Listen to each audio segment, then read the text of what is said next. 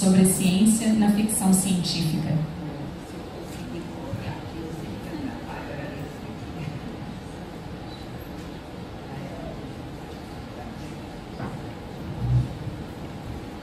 Bom, primeiro, né, antes, a gente sempre agradece a oportunidade, enfim, de apresentar o trabalho, né, agradecer aos coordenadores, aos organizadores. Na realidade, esse trabalho, ao contrário dos que foram apresentados, é um trabalho exclusivamente teórico, porque eu venho trabalhando com a ideia da ciência na ficção científica há mais de 20 anos. E eu tenho tido durante esse tempo também trabalhos mais de ordem prática, que eu desenvolvi principalmente com os alunos aqui do EBS, do Ensino de Biociências e Saúde, onde eu oriento, né? Mas eu realmente optei por fazer um recorte desses meus trabalhos que vem discutindo a ideia da ciência, como essa ideia ela passa através da ficção científica e de que forma ela, na realidade, quer dizer, que seria um caminho de mão dupla, um influencia o outro, né? Então peço desculpas também porque não me organizei assim, os slides estão, vamos dizer, tem material para muito mais de 20 minutos, então eu vou tentar assim, meio que correr também entre um e outro, né? Tá? Então, bom, eu vou começar aqui falando um pouco de definições de ficção científica. Ela é um gênero literário que ela só começou a ser estudada nos anos 70, porque antes havia muito preconceito, se achava que era um gênero menor, então os estudiosos não se voltavam para ela. Então, nos anos 70, né, junto com vários movimentos, enfim, de libertação, feministas, movimentos civis, houve também um resgate desses gêneros literários que eram considerados menores. E aí passou-se a se pensar em definições para esse gênero literário, e há muitas definições. Eu escolhi uma do teórico Darko Subban, que ele fala dessa questão, dessa mistura entre a presença da interação do estranhamento e da cognição, né? Então, o que é isso? Porque o estranhamento, obviamente, é algo que não faz parte do nosso dia a dia, né? Então, a ficção científica, ela tem essa coisa, ela tem esse pé naquela coisa diferente que você nota, mas ela também não é totalmente fora da realidade, senão ela pertenceria ao gênero fantástico. Então, na realidade, é uma diferença, às vezes, um pouco sutil entre a ficção científica e o gênero fantástico, mas existe, e a gente vai ver que, na realidade, as primeiras obras de ficção científica, ou própria ficção científica, poderiam ser classificadas como fantásticas. E tem também essa característica, né, de ser o ambiente formal é sempre uma estrutura alternativa ao ambiente, né, empírico do autor. Então tem sempre uma diferença, né, ou de tempo, ou é uma história paralela, enfim, a gente vai ver um pouco disso. Então aqui eu continuo falando, né, um outro termo para a ficção científica, que é a população estrutural, da questão que a ficção científica ela não precisa ser científica. Isso é uma coisa que se fala muito. Então tem não sei quantos erros, vamos ver os erros no filme ou na obra, etc. Ela não se propõe a seguir a ciência à risca, e sim fazer extrapolações a partir da ciência vigente na época, né? E ver justamente o efeito das pessoas que viveriam naquela situação, né? Enfim, isso seria que precisariam conviver com esses fatos, né? Agora, então, né, segundo outro autor, teórico também, as raízes da ficção científica poderiam ser localizadas nas viagens extraordinárias encontradas no romance grego antigo. Então você teria, né, a viagem ao desconhecido, né, no caso da Odisseia, então o encontro de Ulisses com aqueles seres fantásticos. Isso poderia ser considerado uma própria ficção científica.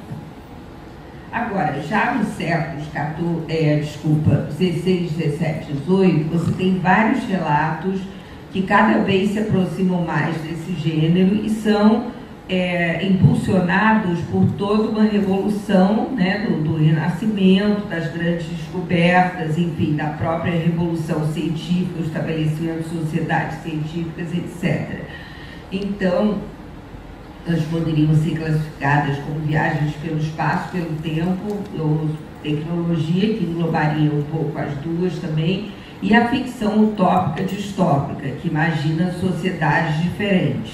No caso, né, a utopia, que é a primeira que eu menciono aqui, do início do século XVI, ela dá origem a esse termo da ficção utópica e justamente significa lugar nenhum, né, porque ela seria localizada, ela seria uma sociedade perfeita segundo seu idealizador, ou então muito melhor que a sociedade corrente dele, mas ela estaria numa ilha de dificílimo acesso para não se contaminar com o resto da corrupção presente no mundo real.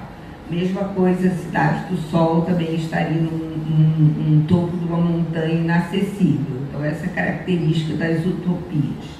Bom, aí nós continuando, temos outras viagens fantásticas, né? O Man in the Moon, a Nova Atlântida, do Francis Bacon, que é considerado o pai da ciência moderna.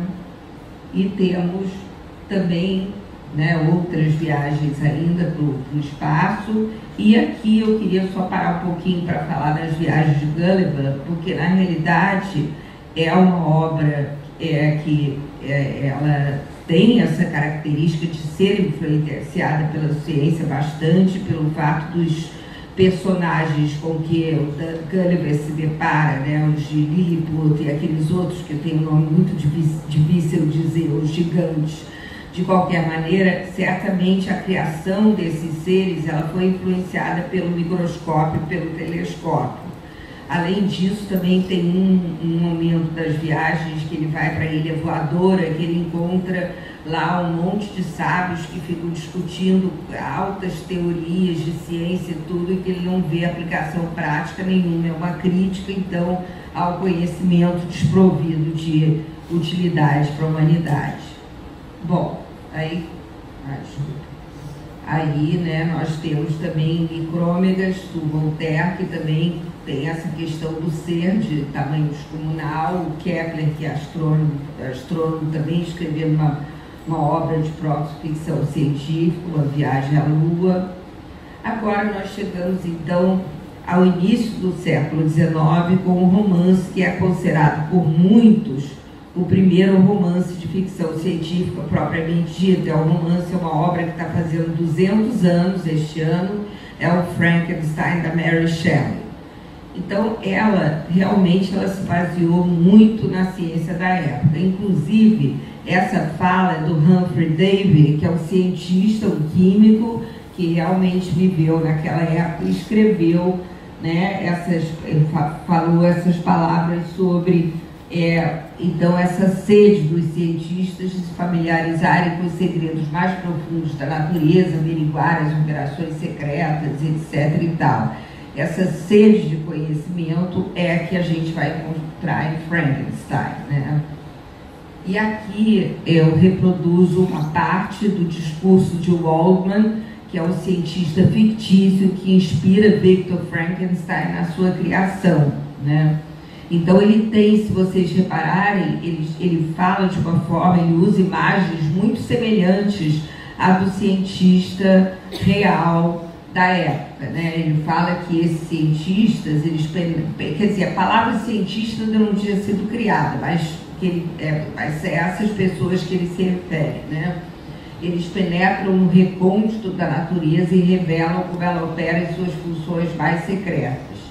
Então, adquiriram novos e quase ilimitados poderes, podendo comandar trovão, etc, etc. Então, essa coisa, em inglês tem uma palavra muito boa para isso, que é overreacher, que eu acho que eu não consigo traduzir muito bem em português. Eu procurei, assim, uma palavra mesmo, não tem, mas é aquela coisa do desejo de ultrapassar o que é possível, né?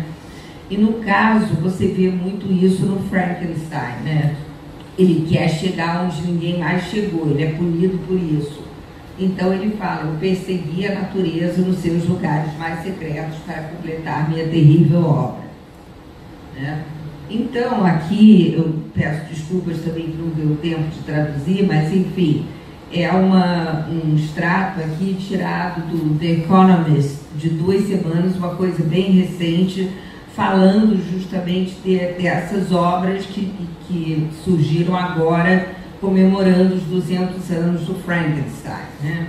Então, a Catherine Halka, né, explora nesse livro, Fazendo Monstro, né, que ela, Mary Shelley, formulou o seu enredo da ciência moderna, na medida que a ciência moderna mesmo estava nascendo. Né? E no ano da publicação da novela, um experimento foi feito no qual correntes elétricas foram passadas através de um cadáver numa tentativa falha de reanimação. O cadáver se convulsionou, os seus dedos se mexeram, mas continua resolutamente morto, ao contrário do monstro de Frankenstein. Mas, de qualquer maneira, com todas essas experiências, todo esse ambiente científico estaria estimulando. Né? Tá. E aí tem outra crítica, que é o abandono da sua criação, né? Porque o Frankenstein, ele é movido por uma coisa bastante egoísta. Ele fala, né, que ele seria mais abençoado que qualquer outro pai, ele criaria uma espécie nova, né, que seria muito, muito feliz, etc. Mas, na realidade, quando ele vê o monstro acordar, quando ele acorda, ele fica horrorizado com a aparência dele e foge, abandona a criatura. Que então explica ela ter se tornado má pelo fato de ter sido abandonada. Né? Aí tem milhares de interpretações, que eu não vou entrar, freudianas, etc., mas tem também a coisa do abandono, né, do seu produto, quer dizer, da responsabilidade do cientista por que ele cria. Né? Bom, aqui eu também tirei de uma outra journal, né, que é Science, Technology and Human Values, de meados dos anos 90, que ele fala, né, que se chama Frankenstein, o debate sobre a pesquisa com embriões.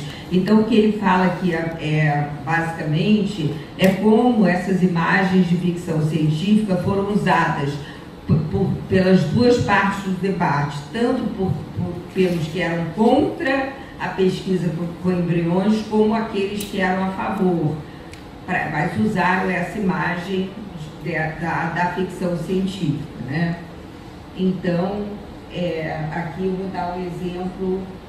Tá? Então, ele cita dois trechos aqui, um do Jornal Popular, Today, de 1987, em que fala: cientistas devem ser proibidos por lei, né, serão proibidos por lei, de criar super seres no laboratório. O governo admite que o prospecto de experimentos tipo Frankenstein é improvável, mas quer parar qualquer mexida genética com embriões que predeterminariam características, enfim, físicas, etc. E aí, esse então seria um que seria contra esses experimentos de Lou Edwards, que na realidade é o médico responsável pela gestação do primeiro bebê de proveta. Ele usa essas imagens, mas dizendo como elas são, como que as pessoas podem se agarrar a essas imagens para condenar. Então ele usa a figura, né, é muito interessante que ele fala, é uma citação meio longa, mas no final ele fala: o que quer que os embriologistas hoje possam fazer, Frankenstein, ou Fausto, ou Jekyll, né, que é do médico e do monstro, já terão previsto, né, e estarão pairando sobre cada debate biológico. Então, como se fosse uma criancice, as pessoas acreditarem nessas coisas pesadélicas que a ficção científica cria. Né? Então, eu acho interessante essa coisa da ideia. Aí, esse aqui já foi tirado de Nature, de julho de 2011, que fala do legado do Dr. Moreau. Né? Então, a maioria deve conhecer também a história do Dr. Moreau, que ele faz aqueles half-beasts, né? E aí, né, então ele né, através de um processo vagamente definido como vivisecção, né, ele cria essas criaturas que, assim como o monstro Frankenstein, são infelizes e são apavorantes para a humanidade, né? Então, o quê? Que é um livro que faz pensar sobre os limites éticos dessa pesquisa levada pela curiosidade, né? Então, aqui, né, aí também é muito grande e popular, mas na realidade o que ele fala aqui é isso, né, em relação a esses embriões, né, que têm a mistura de DNA humano de primatas não humanos, né, então que são coisas que têm que ser feitas com muito cuidado, né, e há coisas como criação de ratos, de camundongos transgênicos com alguns genes humanos. Então é como se fosse tentar delimitar o que pode ser feito e o que não pode ser feito eticamente, certo? E aí ele fala no final, as questões éticas levantadas por H.G. Wells são tão válidas hoje como eles sempre foram, mas à medida que os fatos e ficção convergem, as respostas se tornam mais complexas. Então, na realidade, né, um desses assuntos mais polêmicos se relaciona à reprodução humana. E aí tem o Admirável Mundo Novo, foi um livro que foi citado por aquele médico Edwards. Ih, meu Deus, vou ter que voar. Tá. É um livro citado pelo médico lá, né, quando ele fala também do apavoramento. Então, eu vou muito rápido. No Admirável Mundo Novo, é aquela coisa de fazer os bebês completamente decantados, in vitro, ninguém não tem família, etc. e tal, né? Então, muito a ver com a linha de montagem também, que foi que inspirou essa coisa, né? Agora eu vou falar assim muito por alto, porque tem coisa dessa para falar. Enfim, tem uma feminista de primeira onda de 1915, uma sufragista, ela cria a sociedade em Herland, que é uma sociedade só de mulheres que se reproduzem por partenogênese. A história básica é essa. E aí tem toda essa análise, que também é enorme, mas que eu não vou falar, mas só resumir, por que ela cria essa partenogênese, que é um elemento totalmente fantástico. Porque ela quer mostrar, naquele momento que as mulheres estão tentando voto, estão tentando se libertar, que o corpo é muito importante nessa libertação. Então, o controle biológico está ligado ao controle social, né? Então, eu vou passar assim super por alto, senão não dá. Então, tá. Aí isso é o separatismo do primeira onda de feminismo. Agora eu vou falar do separatismo dos anos 70, que é na segunda onda do feminismo. Então, você tem várias obras de ficção científica com esse tema também. A Joanna Russell, muito badalada, que escreve sobre isso. Um conto que também as mulheres são separadas, os homens morrem por um vírus e elas aprendem a se reproduzir partenogeneticamente. Aí é uma partenogênese científica, tá? Então ela cria uma história que no início você não sabe se acha que é um homem falando, que fala que a mulher dirige como maníaca, não sei das quantas, e aos poucos você percebe que é um casal homossexual, né? Então ela cria aí toda uma questão também de interpretação de gênero, comportamento, etc, né? E aí no final você torna-se claro que o planeta é só habitado por mulheres. E aí eu não vou falar, mas ela se posiciona diante da chegada dos homens como se os homens fossem macacos, não sei, quer dizer, para dar a ideia da estranheza do homem, no caso, dessa espécie diferente, né? Então elas são profundamente integradas a ponto de que a bióloga fala assim, não, elas, na realidade não é partenogênese que nós fazemos, é fusão dos óvulos, né? Mas nós temos também utopias feministas não separatistas nessa época, tá? Então todas as mulheres que escreveram elas não queriam simplesmente afastar os homens. Tem o exemplo da Madge Pierce, que ela criou essa mãe-máquina para dizer que pelo meio da mãe-máquina os seres humanos todos se reproduziriam in vitro e homens e mulheres poderiam ser igualmente amorosos, todos poderiam cuidar dos bebês, etc. A gente vê que é uma coisa muito, que eu estou tentando chamar a atenção, é que é uma coisa muito ligada à época em si, ao movimento, etc. Agora eu vou falar então, por último, desse conto da Aya, que não é mais uma utopia, sim uma distopia, porque nos anos 80 já não tinha mais aquela esperança, as mulheres viram que não tinham conseguido se liberar tanto assim, etc. E esse conto da Aya é um livro que recebeu muitos prêmios e agora tem até uma série televisiva que algumas pessoas já baixaram, parece que vai começar a passar agora no Paramount. Mas enfim, é um cenário típico de distopia, acidentes nucleares, etc. E as mulheres são divididas em castas. E uma dessas castas é a casta das aias. O que as aias fazem? Elas não são estéreis, então elas têm que servir de reprodutoras para aqueles casais poderosos que são estéreis. Então todo comandante, né, tem direito a ter uma aia e ela é obrigada a ter relações com o comandante na presença da esposa no seu dia fértil, e o bebê que nascer vai ser entregue ao casal poderoso. Isso é baseado num relato bíblico de que Raquel não conseguia dar filhos a Jacó, né? E aí ela pegou a criada dela, a serva, e disse: todo o filho que dela nascer será, etc. Será meu, né? Então também uma questão aí de... Então aqui a gente faz um paralelismo entre as aias para engravidarem, né? Que são submetidas a todo esse horror, e as mulheres contemporâneas que também, né, fazem uso das tecnologias reprodutivas que são altamente vamos dizer, invasivas, etc. Eu não estou querendo dizer com isso que toda mulher que se submeta a tecnologia reprodutiva esteja necessariamente sofrendo ou indo contra a vontade, mas que muitas, eu mesma já ouvi uma falar que se não fosse pelo marido ela não faria aquilo, existe, né? Então até que ponto as mulheres, enfim, continuam sofrendo, né? Então tá, então agora cheguei no final, um minuto, tá bom? Então eu só vou aqui fazer duas citações, né? Isso aí são autores de ficção científica, né?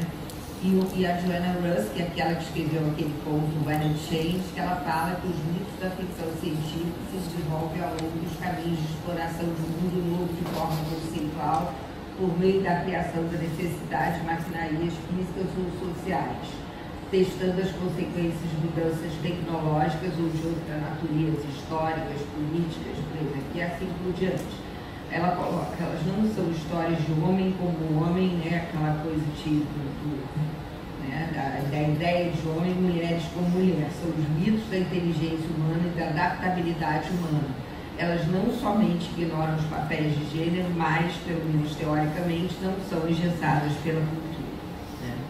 E o último citação que eu queria, da qual eu queria falar, eu também não vou falar tudo, que é muito grande, é de um journal também de agora, recente, que se chama Meridians, que tem a ver com raça, gênero e desigualdade social. E ela coloca que, no caso da opinião dessa autora, ela vê a ficção científica como vamos dizer, o gênero, né, mais capaz de curar e de ajudar a tirar os preconceitos, os fanatismos, né? Porque ela coloca isso, o campeão mais provável de suceder nessa busca é a criança híbrida da arte e da ciência, o gênero literário e cinemático da ficção científica. Ela fala aí da herança literária mista, da sua inabilidade de ser resumida por uma definição única, do seu ponto de vista elástico. A ficção científica é unicamente capacitada a tarefa hercúlea de permitir à nossa espécie de experimentar, entender e aceitar as maneiras variadas pelas quais as pessoas expressam o que significa ser humano. Bom, é a opinião dela, eu acho que ela realmente também está muito otimista em relação à ficção científica, mas eu acho que realmente a ficção científica pode ajudar a questionar muita coisa. Então é isso. Muito obrigada.